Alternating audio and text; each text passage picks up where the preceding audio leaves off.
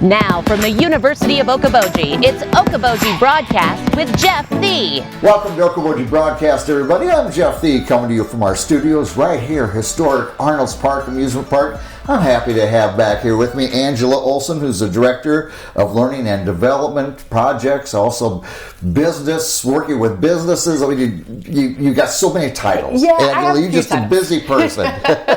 You know, really, the whole purpose of my position is to help district office however I can, help Dr. Smith, but also we're really trying to get kids out into the businesses, figure out what they want to do, know what they're getting into when they take those careers on, before they spend thousands of dollars in college and realize that that's not something that they can do. And isn't that important? Because, you know, back my generation, you really didn't have those opportunities, and so you went to school thinking this is going to be the rest of my life, and about 2 semesters in, you're going, no, this isn't it. Mom and Dad, write a check, because it's going to go longer. Yeah, and I think for some kids it's even more than that. You know, they're talking, they get into their practicum for medical school, or they get into student teaching, and then at that point, you don't have them in the chance to pivot to a different career. And so if we can give them as many experiences as we can now, we know that what they receive in the classroom is extremely valuable. Our teachers do a fantastic job giving them the content and the skills that they need, but there's really no way to know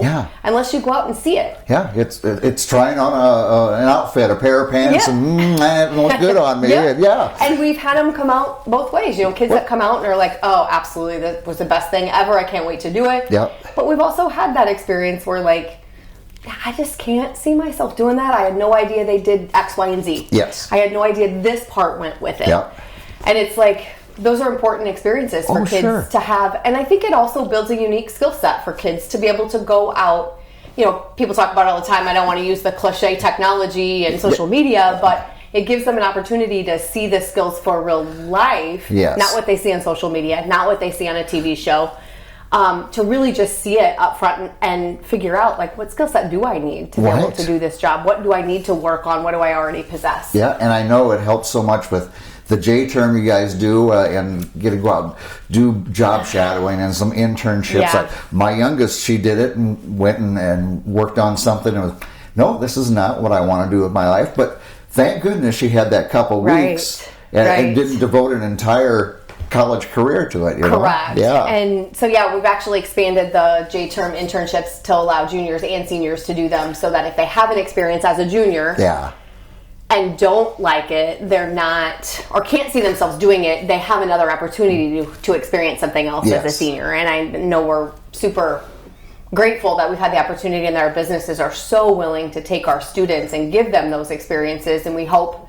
in the end that they benefit from it too, that kids will come back and, you know, service our area and like the leadership in our businesses here. So great community support, and it's awesome. We couldn't do it without them. And if they're liking what they're doing, that helps. We're having so many problems with workforce right now. If they're like what they're doing and they come back, they're going to come here, they're going to have a job, and they're going to set down roots in a whole new generation. Well, and it's even cool just to see, we've had some kids enter the trades, and so they've gone from an internship to working for this company, to having school paid for and coming back, and are now fully employed by this company. Without all the debt. And it would have never happened without them having that experience with that company during J-term or whatever. And so, you know, just some real fun success stories that are fun. And they're not all success stories. As we said, my daughter had one that she was like, ooh, nope, But again, there's success in there. Too. Yeah, absolutely. That's a win as well. Take the temperature, and didn't work for me. Well, with this in mind, besides J-term, you've got a career fair coming up here, job fair, and coming up here on the 29th of this month. Yeah, so every year we try to put together a career fair that just highlights, showcases businesses from the community. We've always done it in the fall, and just listening to businesses and the shortage of help and the workforce, and how can we find a way to attract more kids, more students, more people to our community. They asked if there was ever a way we'd consider doing one in the spring. So in the fall, we did kind of a career awareness day where businesses came in, kids got to pick the sections that they wanted to go listen to for speakers, ask questions. More like small 1 on 10 kind of experience where they really heard from some really great businesses and the stories that they had to tell about how they got into it, what they needed, what kids needed to do. And moved our actual career fair to the spring, allowing businesses this opportunity to potentially seek some employment for the summer, some seasonal help that they might need, but also feed into our job shadow, which will be coming up for all of our juniors in April. Okay. So in April, we will place all of our juniors in a job shadow, and this just gives kids an opportunity to maybe see some things that they wouldn't normally know is even out there. Yeah, there's books and classes and things you learn in the classroom, but I think Spirit Lake Community School District, to give these opportunities of a taste of the real world, is another part of education that years ago I don't think was implemented as much, and it's so nice it's being done now. Yeah, it's really a priority of ours because we feel like it's just good for kids to get out of the classroom. Again, the classroom experience is great, and they need that. Sure. But it takes a unique skill set these days to operate in the world and to know what's out there. I think the other piece for me is that most of our kids, me included, when I was a kid, you know what your parents do. Yeah. You have no idea. And how else do you know without having an opportunity to go out or to visit with, I think we have 27 businesses signed up right now. Wow. Some of them, I had no idea, and I didn't know what they do. So it's great for me, too, to be able to talk to kids in this programming about there's so many things out there and things that I never existed when you and I were going to school. Even in our little community, you drive by businesses every day, no idea what goes on in Correct. there. Yeah. Correct. Yeah. Or what skill set they need from kids or if they need help. And so it's a unique opportunity in many ways for our kids to just find out what's out there, but also I think it's good for them to talk to adults. I think it is too. And have that one-on-one conversation with people. Yeah, and not do it this way. Correct. Correct.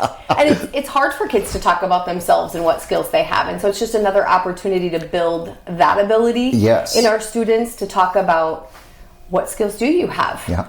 What are you good at? Yes. Where might you struggle? And those are hard conversations for kids It to is, have. and They're difficult hard for adults too. Exactly. But it builds that skill set of you go into a job interview and you're prepared to answer those tough questions. And sometimes talking about ourselves and what we're good at is kind of tough to do. It's hard because there's that line between I want to highlight what I can do, but I don't want to appear arrogant or like I'm better than someone else. And so it's that balance of teaching kids it's okay to highlight the skills that you have and also to point out that every kid has skills. Yes, exactly. We're all good at something. We all have something we're good at and trying to figure out having kids figure out what that is and be able to highlight that is. And it's okay to talk about what you're good at because you've got a potential employer that's going, I want somebody good. Please tell me you're good. Yeah.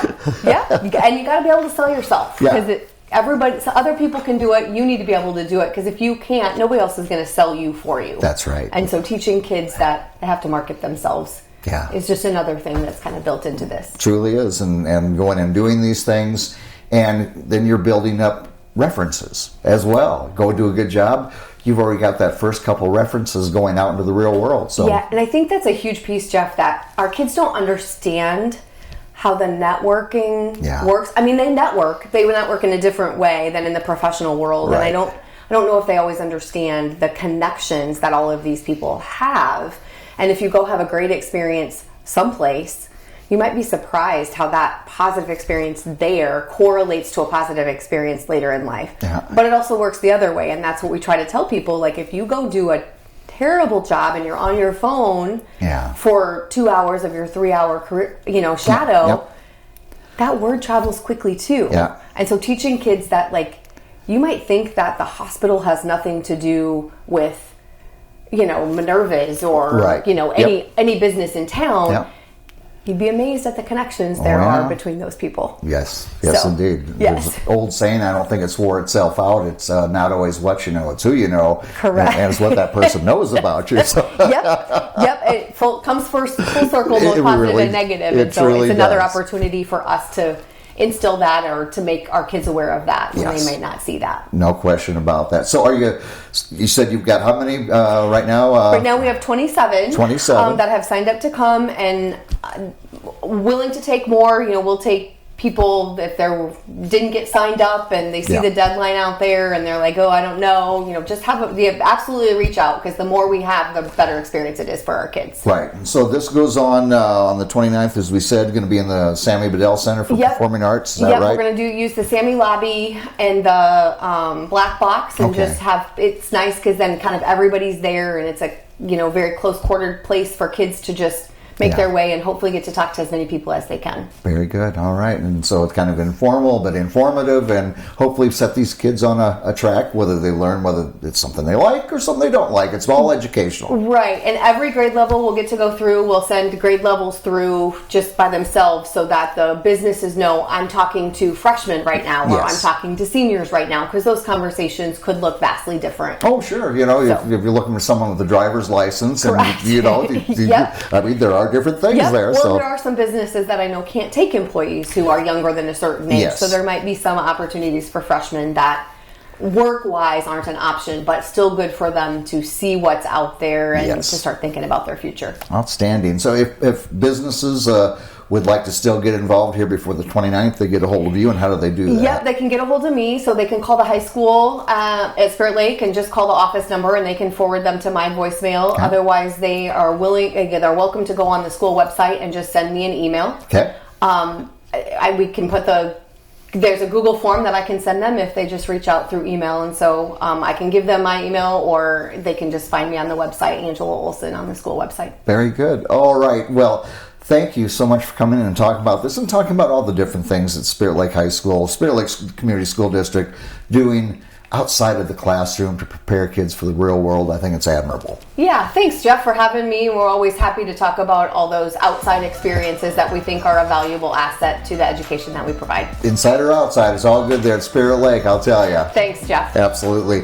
Angela Olsen here with us today. We want to thank her for her time from the Spirit Lake Community School District. We thank you for watching us right here on Okoboji Broadcast. Okoboji Broadcast from the studios at historic Arnold's Park Amusement Park is brought to you in part by West Wealth Management, a financial advisory practice of Ameriprise Financial Services. Advisor Jan Spielman, AJ Spielman, and Erica Wachholz. The headquarters of the University of Okoboji is at the Three Sons, open Monday through Saturday 10 to 5 and Sunday from 10 to 4.